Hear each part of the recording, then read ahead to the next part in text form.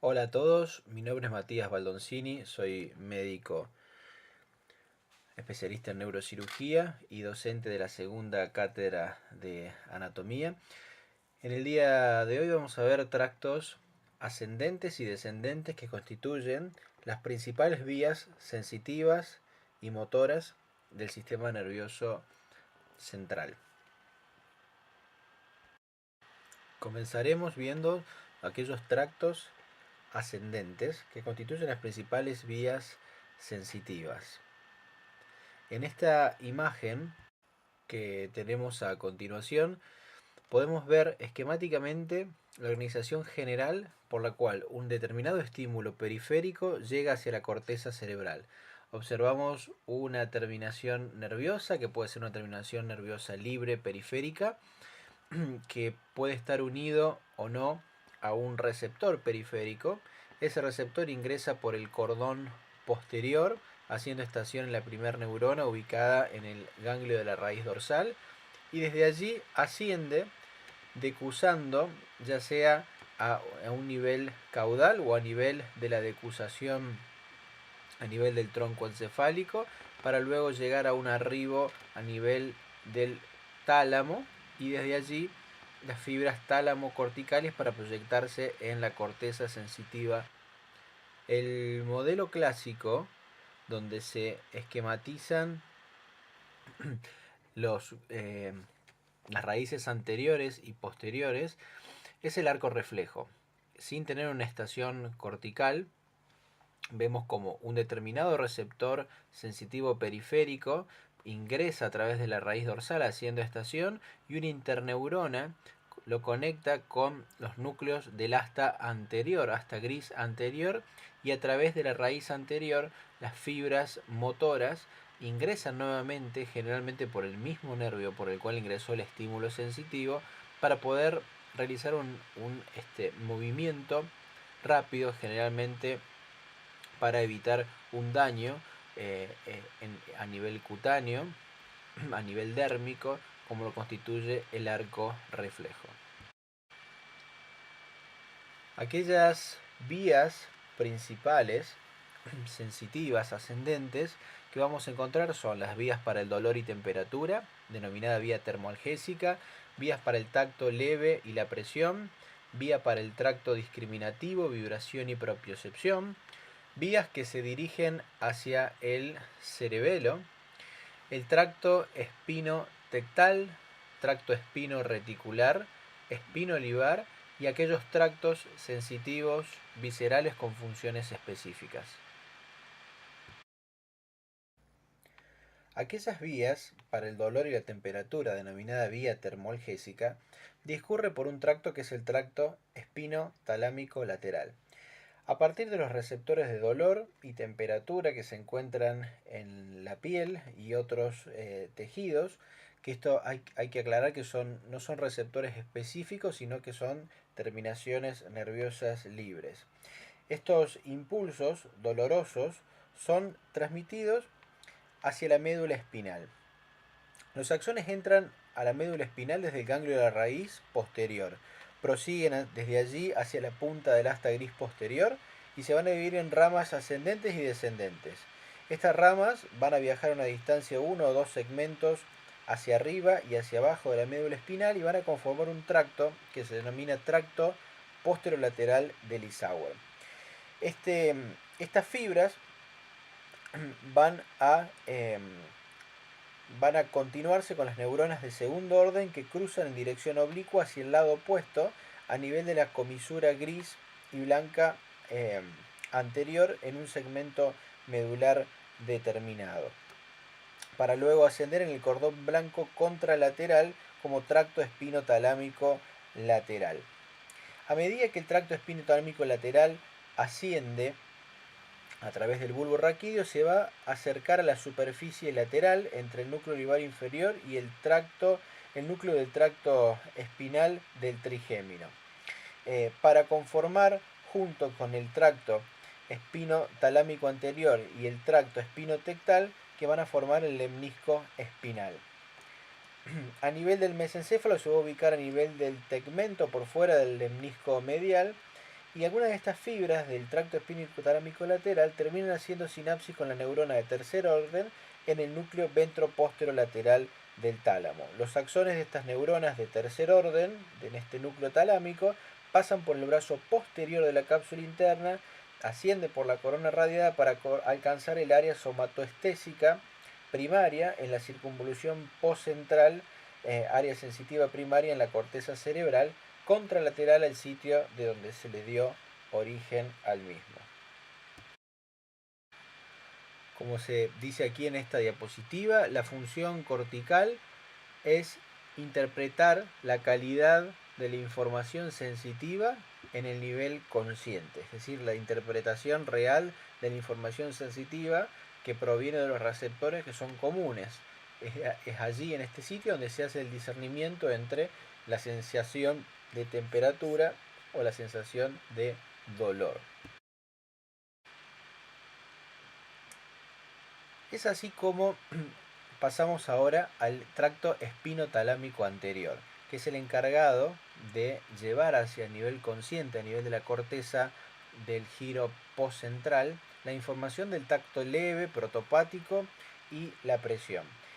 Los axones de esta vía van a entrar a la médula espinal, al igual por la raíz posterior, van hacia la punta del asta gris posterior homolateral, a donde llegó el impulso, y se dividen en ramos ascendentes y descendentes, de igual manera contribuyendo a formar el tracto posterolateral del Isauer.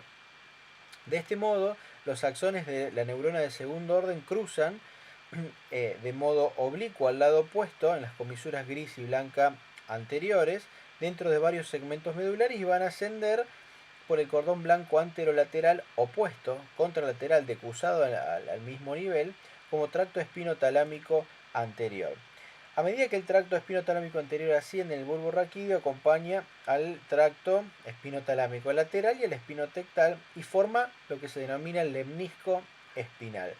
Este lemnisco espinal continúa ascendiendo para hacer sinapsis en las neuronas de tercer orden en el núcleo ventroposterolateral del tálamo, de igual manera, y las fibras, los axones de las neuronas de tercer orden ubicados en el núcleo ventroposterolateral del tálamo van a pasar a través del brazo posterior de la cápsula interna a constituir también fibras que van por la corona radiada hacia la circunvolución o giro postcentral, corteza sensitiva primaria, al igual que en el caso anterior.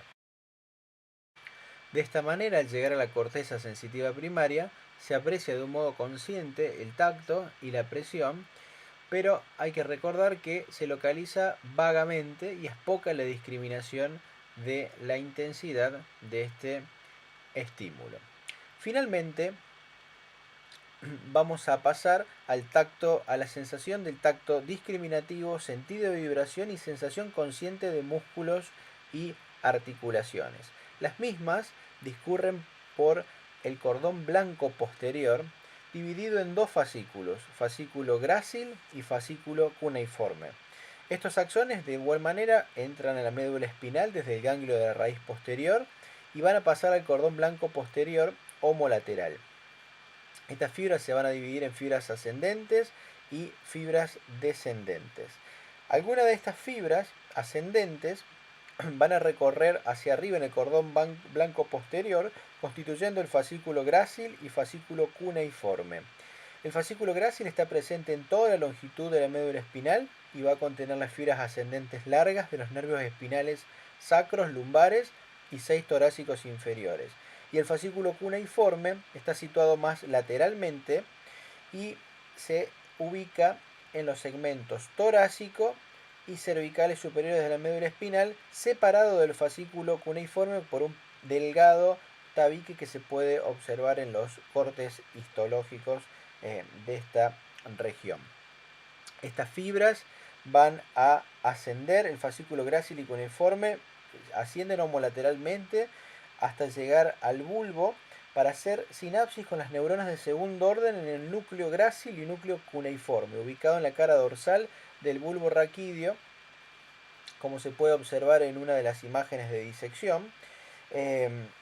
Estas fibras van a constituir neuronas de segundo orden denominadas fibras arciformes internas, eh, donde se produce la decusación sensitiva.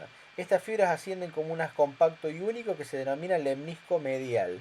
El lemnisco medial va a terminar haciendo sinapsis con neuronas de segundo orden ubicadas en el núcleo ventro-posterolateral del tálamo, atravesando nuevamente cápsula interna, en el brazo posterior, corona radiada, para llegar al giro post-central, y desde allí se puede apreciar las impresiones del tacto, con graduaciones finas de intensidad, localización exacta, la discriminación táctil delicada, vibraciones y posición de las diferentes partes del cuerpo a través de esta vía tan precisa. Otras vías que vamos a encontrar hacia el cerebelo, llevando la sensación de músculos y articulaciones. Vamos a encontrarnos con el tracto espinocerebeloso posterior. Estos axones entran a la médula espinal desde el ganglio de la raíz posterior, al igual que todas las vías anteriores. Van a ser sinapsis con neuronas de segundo orden en el asta gris, conocidas como núcleo de la columna de Clark o núcleo dorsal. Estos axones de segundo orden entran en la parte posterolateral del cordón blanco lateral del mismo lado y ascienden como tracto espino-cerebeloso. Estas fibras espinocerebelosas reciben información músculo-articular desde usos musculares, órganos tendinosos y receptores articulares del tronco y las extremidades inferiores, y esta información es llevada hacia el cerebelo a partir del mismo. Es utilizado para la coordinación de los movimientos de las extremidades y fundamentalmente contribuye en el mantenimiento de la postura, regulando la contracción de los músculos flexores y extensores. Otro tracto que vamos a observar es el tracto espinocerebeloso anterior. El tracto espinocerebeloso anterior se va a... son todas fibras que van a terminar decusándose, y la función que tiene este tracto es llevar información músculo-articular también desde uso muscular y órganos tendinosos y receptores articulares del tronco y las extremidades superiores e inferiores. Una de las posturas es que el cerebelo recibe información por este tracto desde la piel y aponeurosis superficial. Y el último tracto a nivel cerebeloso es el tracto cúneo cerebeloso. El tracto cúneo cerebeloso se origina en el núcleo cuneiforme y entra al cerebelo a través del pedúnculo cerebeloso inferior homolateral. Estas fibras son las encargadas de transmitir información de la sensación de músculos y articulaciones hacia el cerebelo.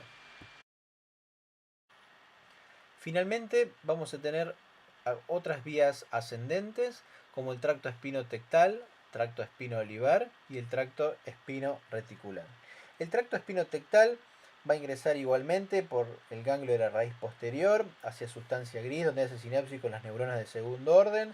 Los axones de estas neuronas de segundo orden cruzan el plano mediano, decusan en el nivel y ascienden como tracto espinotectal en el cordón blanco anterolateral, muy próximo al tracto espinotalámico lateral.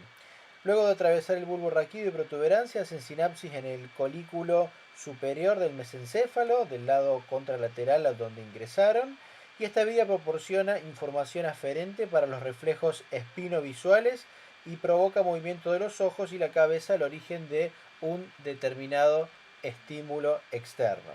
El tracto espino-reticular, la mayoría de las fibras van a ser directas. El tracto espino-reticular proporciona una vía que es aferente para la información, para la formación reticular, y desempeña un papel importante porque ejerce influencia directamente a nivel de conciencia, es decir, un estímulo externo a través de esta vía puede llegar a estimular los núcleos y fibras de la sustancia reticular y generar un estado de alerta rápidamente. El tracto espino-olivar, ingresa por el ganglio de la raíz posterior, cruza la línea media y asciende como tracto espino-olivar en la sustancia blanca, en la unión de los cordones anterior y lateral, en esa intersección. Y estos axones van a hacer sinapsis en las neuronas de tercer orden en los núcleos olivares inferiores en el bulbo raquídeo, y los axones de estas neuronas de tercer orden cruzan la línea media ingresando al cerebelo a través del pedúnculo cerebeloso inferior.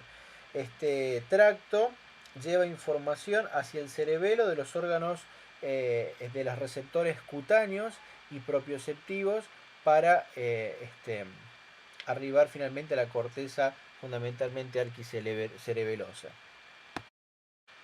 Finalmente en esta diapositiva un pequeño resumen donde vemos que el tracto espino-olivar transmite información de los órganos cutáneos y propioceptivos, el tracto espino-tectal información aferente para reflejos espinovisuales, movimiento de los ojos y cabeza hacia el estímulo, y el tracto espino-reticular aferencias hacia la formación reticular, influenciando directamente en el estado de conciencia. Finalizamos aquí la parte de vías ascendentes para pasar a la segunda parte de esta clase en la cual vamos a analizar los tractos descendentes, es decir, aquellas fibras que teniendo un origen a nivel cortical descienden hacia un punto subcortical que puede llegar a estar localizado a nivel del tronco encefálico o en algún segmento de la médula espinal y ejercer una acción puntual fuera del neuroeje. En esta segunda parte de la clase, cuando analizamos los tractos descendentes, vamos a ver cómo el control de la actividad musculoesquelética periférica se ejerce desde la corteza cerebral y otros centros superiores y es transmitido de alguna manera este impulso nervioso por una serie de neuronas. Y estas neuronas, a modo general, como vemos en esta diapositiva, podemos dividirlas en una neurona de primer orden, que tiene su cuerpo celular en la corteza cerebral. Su axón va a descender para hacer sinapsis con una neurona de segundo orden, que generalmente va a estar ubicada en el asta gris anterior de la médula espinal. Y el axón de la neurona de segundo orden generalmente es más corto para hacer sinapsis con la neurona de tercer orden o neurona motora inferior en el asta gris anterior. De esta manera, el axón de esta neurona es aquella que va a constituir la raíz anterior del segmento medular correspondiente en el que va a salir esta neurona, y esa neurona va a constituir parte de del nervio mixto con el componente motor y sensitivo para hacer una aferencia periférica que en algunos casos puede ser más o menos cortos dependiendo de la longitud del nervio que va a formar parte. Esta diapositiva resume los diferentes tractos que vamos a ver en esta segunda parte. Los tractos córtico-espinales y córtico-nucleares son las vías vinculadas con los movimientos voluntarios de aquellas partes distales de las extremidades o a nivel de la cabeza y cuello. El tracto retículo espinal puede facilitar o inhibir aquellas actividades de neuronas motoras alfa y gamma en las astas grises anteriores y por lo tanto pueden facilitar o inhibir, valga la redundancia, una determinada actividad voluntaria o actividad refleja. El tracto tectoespinal, siguiendo con el orden de la diapositiva, es vinculado con los movimientos de posturas refleja en respuesta a estímulos visuales.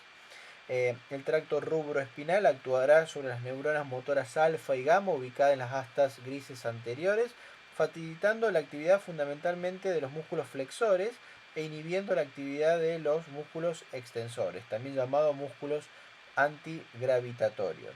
El tracto vestíbulo espinal actuará sobre neuronas motoras en las astas grises anteriores y de esa manera va a facilitar la actividad de músculos extensores inhibiendo la actividad de músculos flexores, vinculado con la actividad postural asociada con el equilibrio. Y finalmente el tracto olivoespinal, pasando a describir la vía motriz principal o tracto córtico-espinal.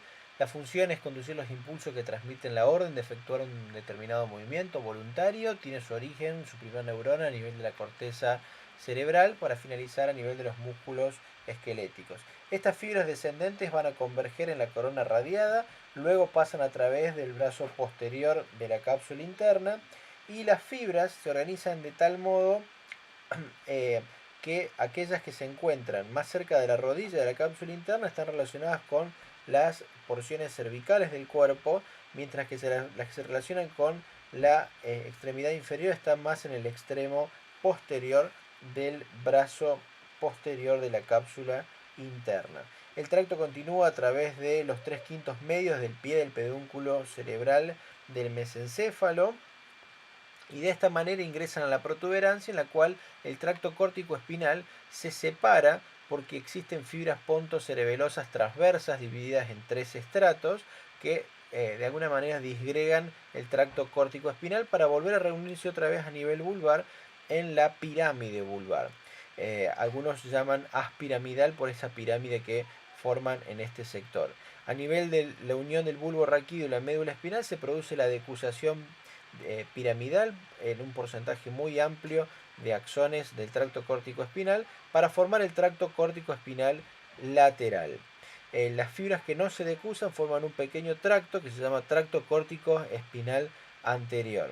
El tracto córtico espinal lateral desciende por toda la longitud de la médula espinal y sus fibras terminan en el asta gris anterior de todos los segmentos de la médula espinal. De esta manera esto es una vía para los movimientos voluntarios que le va a conferir velocidad, agilidad a los movimientos voluntarios para llevar determinados movimientos hábiles, rápidos y aprendidos. Vemos en este diapositivo un breve resumen, comenzando esta vía en la corteza motora primaria o área 4, corteza motora secundaria, área 6, y de esa manera descienden para decusar a nivel vulvar, como dijimos anteriormente, como se ve aquí en esa disección, y formar el tracto córtico espinal lateral. Un pequeño grupo de fibras continúan como tracto córtico espinal anterior o directo que no decusa sino hasta el nivel caudal donde ejerce su efecto. En esta imagen observamos la cápsula interna y un dibujo esquemático con un pequeño homúnculo relacionando las estructuras motoras más proximales a la cara y cuello en la rodilla de la cápsula interna y los miembros inferiores en el extremo más posterior del brazo posterior de la cápsula interna. El tracto córtico espinal podemos dividirlo en unas córtico nuclear, que son aquellas fibras que van a hacer estación a nivel mesencefálico, pontino o vulvar, destinado a brindar inervación motora consciente a los núcleos de los pares craneales en sus diferentes segmentos del tronco encefálico. Esas fibras se agotan a nivel del tronco encefálico y luego vamos a tener aquellas fibras que continúan, pasan el bulbo, denominándose tracto córtico espinal propiamente dicho, constituyendo un gran porcentaje, aproximadamente un 80-90%, fibras que decusan la línea media a nivel vulvar y aquellas fibras que constituyen un 15, un 20% que no decusan y constituyen el haz piramidal directo. En esta diapositiva vemos el haz córtico espinal destinado al tronco y a los miembros. Vemos cómo atraviesa el brazo posterior de la cápsula interna, pie de los pedúnculos, la disociación a nivel pontino por los tractos transversos, el stratum transverso a nivel del puente y a nivel de las pirámides vulvares, la decusación correspondiente para poder hacia allí recorrer aquellas fibras que van a finalizar a nivel cervical, torácico o lumbar o sacro, dependiendo el destino axonal que tenga cada fibra córtico espinal. En esta imagen muy interesante vemos aquellas ramas del tracto que ingresan a la cápsula interna por el brazo posterior. Vemos como algunas fibras se agotan en el tronco encefálico y otras continúan hacia dirección caudal en esta disección con un corte coronal que pasa aproximadamente a nivel del segmento posterior del tercer ventrículo y por ende hace un corte por el brazo posterior de la cápsula interna y por ende corona radiada también. Por lo cual, algunos conceptos a tener en cuenta. Los tractos córtico-espinales no constituyen la única vía para los movimientos voluntarios, sino más bien que es una vía que brinda velocidad y agilidad a los movimientos voluntarios y se utilizan para realizar movimientos hábiles y rápidos. Luego de haber descrito esta vía motriz primaria, nos encontramos con la vía motriz secundaria o extrapiramidal. Constituye un sistema que se llama sistema reverberante largo o facilitador, o reverberante corto, o sistema inhibidor, como se describe clásicamente a estos dos sistemas extrapiramidales. El sistema reverberante largo está constituido por áreas corticales no motoras, núcleos del puente, corteza cerebelosa, núcleo dentado, núcleo rojo, tálamo ventrolateral y áreas corticales motoras propiamente dicho, incluyendo también, como dijimos antes, áreas corticales no motoras. El sistema reverberante corto se constituye a través de áreas corticales motoras, núcleo lenticular, tálamo ventrolateral y áreas corticales motoras. De alguna manera son fibras que se retroalimentan con núcleos que están situados en la proximidad de la corteza motora primaria propiamente dicho. Algunos de estos tractos que vamos a ver ahora son el tracto córtico espinal lateral, rubro espinal, el tracto olivo espinal, el tracto vestíbulo espinal, el tracto tecto espinal, córtico espinal anterior y lateral, como ya vimos antes, ¿sí? Y las fibras que los unen a estos mismos. Aquí observamos el tracto retículo espinal. El tracto retículo espinal, si bien hay algunas contradicciones respecto al mismo, pero estaría constituido a través de grupos de células nerviosas y fibras extendidos a nivel del mesencéfalo, protuberancia y bulbo raquídeo, que desde allí forman fibras descendentes constituyendo el tracto retículo espinal. De alguna manera son fibras autónomas descendentes proporcionando control de flujo eferente simpático y parasimpático.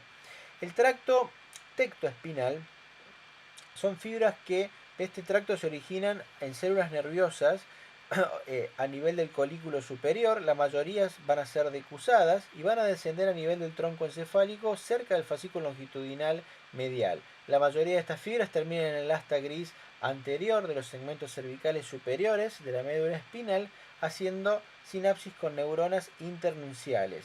Estas fibras están vinculadas con los movimientos posturales, reflejos en respuesta a estímulos visuales.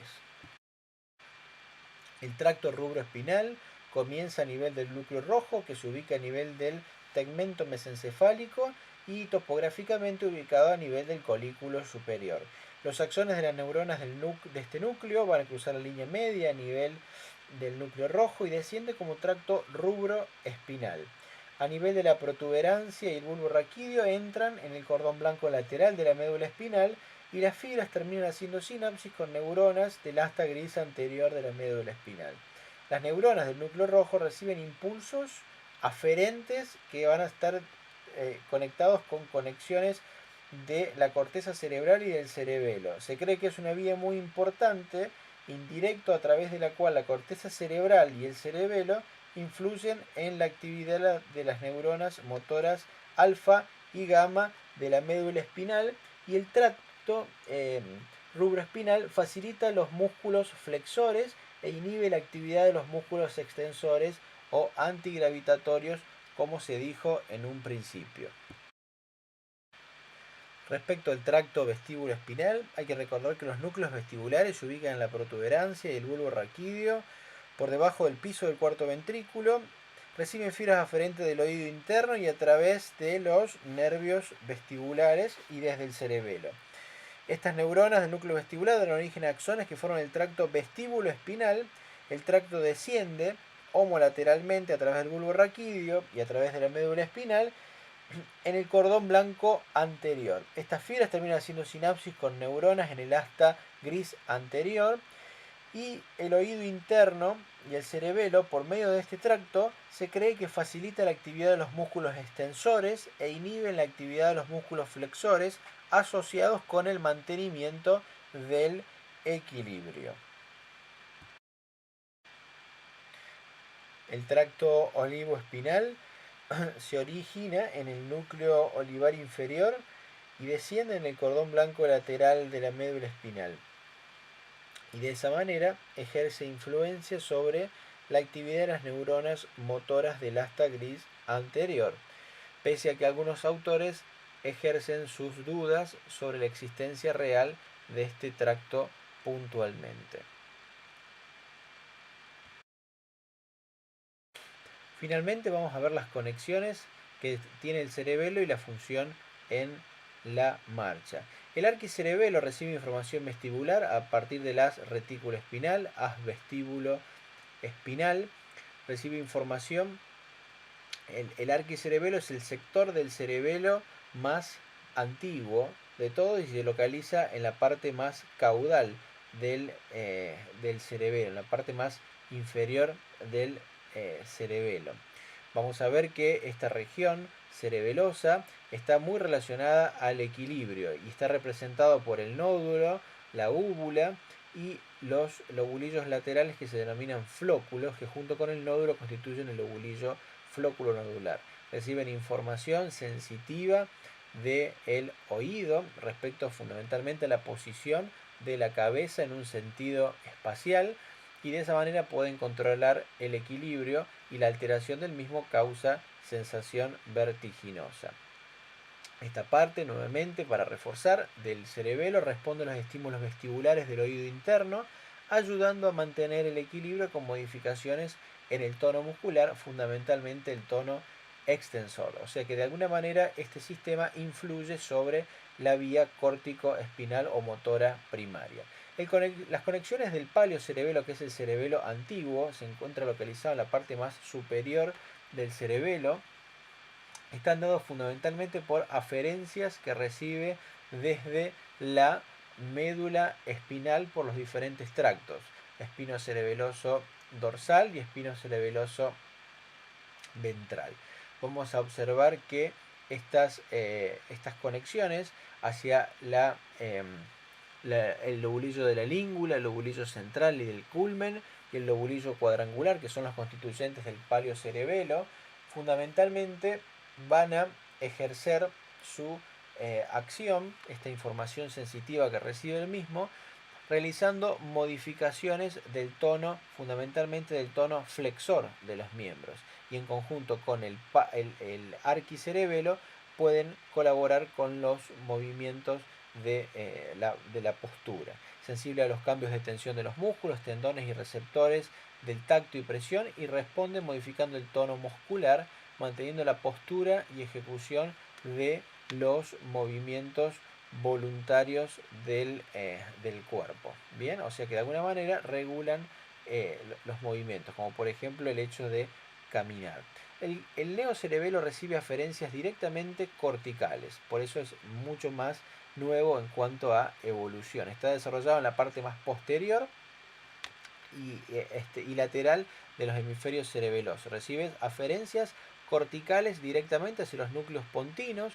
Los núcleos pontinos van a enviar aferencias hacia el neocerebelo a través de los pedúnculos cerebelosos medios, y desde el cerebelo nuevamente, utilizando el núcleo propio, que es el núcleo dentado, la vía cerebelo dento rubro talámica, van a ejercer nuevamente una retroalimentación cortical, informando de alguna manera a la corteza motora primaria sobre cierta información que recibe el cerebelo propiamente dicho. Bien, aquí lo vemos bien, que hay una vía que es dento-rubro talámica y otra vía que es directa, que es dento-tálamo cortical.